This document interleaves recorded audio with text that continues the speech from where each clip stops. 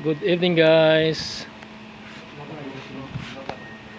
Ayan, ina-assemble na yung modified na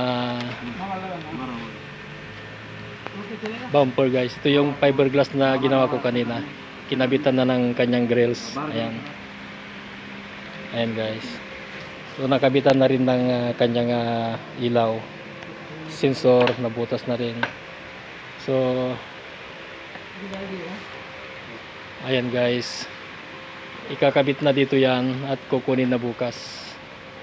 Ayan guys, ayan.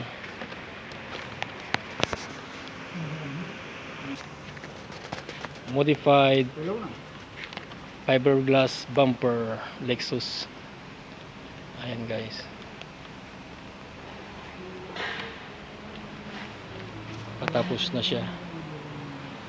Ayan, kinakabit na yung mga ilaw, sister race. Ayan. Ayan guys, kukunin na ito bukas. Ayan.